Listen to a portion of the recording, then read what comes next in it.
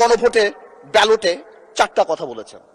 আচ্ছা চিন্তা করেন তো ভাই, একটা ভোটারের কাছে আপনারা 6 বলে 12 রান করেছেন, কিন্তু এর আগের 300 রান আমরা সবাই মিলে করেছি।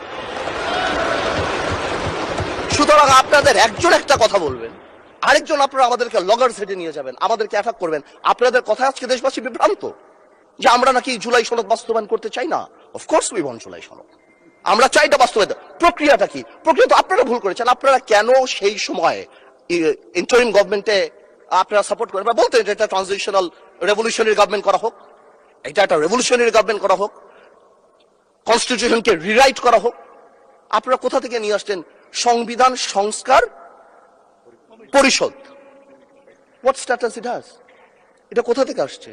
আপনারা আমাদের সচরাচর আমরা যেভাবে সংবিধান পরিবর্তন করি আমরা সেখানে থাকতে চেয়েছি, আমরা সেভাবে করব। আপনারা বসেন, আমাদের নোট অফ ডিসেন্ট আছে, let's talk, let's sit down. জনগণ যদি 70% ভোট অবশ্যই গণভোটে দিয়েছে, জনগণ কিন্তু সংবিধান পরিবর্তন করার জন্য 51% ভোট আমাদেরও দিয়েছে।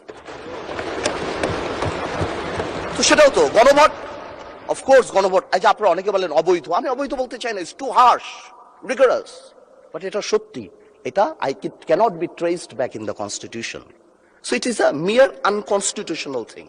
আপনারাই তো বলছেন অবৈধ, আমি তো ইলিগাল বলতে চাই না, বিকজ এই গণভোট আমরা চেয়েছি, is a gesture of ours, we want to involve the people of the country, আমরা জনগণকে সম্পৃক্ত করতে চেয়েছি, এই কারণে আমরা গণভোটে রাজি হয়েছি, আমরা চেয়েছি।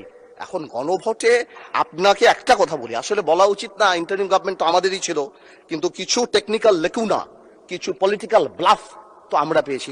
যেমন আপনারা, আমি জিজ্ঞেস করি যে আমি একটাতে ভোট দিতে চাই না, I do not agree with one of the provision, আমি কি করব? হ্যাঁতে ভোট দিব না নাতে ভোট দিব? জবাব নাই। আপনি আমাকে বাধ্য করেছেন, আপনারা জনগণকে বাধ্য করেছেন। তাহলে আপনি এখানেই প্রথম থেকে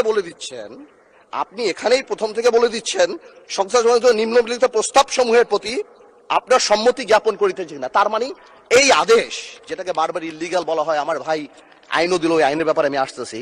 তো এই আদেশে এতগুলি আদেশ, এর মধ্যে থেকে মাত্র মাননীয় স্পিকার 4টা নিয়ে আপনি গণভোট করলেন, মানে বাকি আদেশের তো দাম নাই, এটা আপনি বলে দিলেন। ইউ অনলি নিড কনসেন্ট, মাত্র এই 4টে আপনি জনগণের রায় ছিলেন।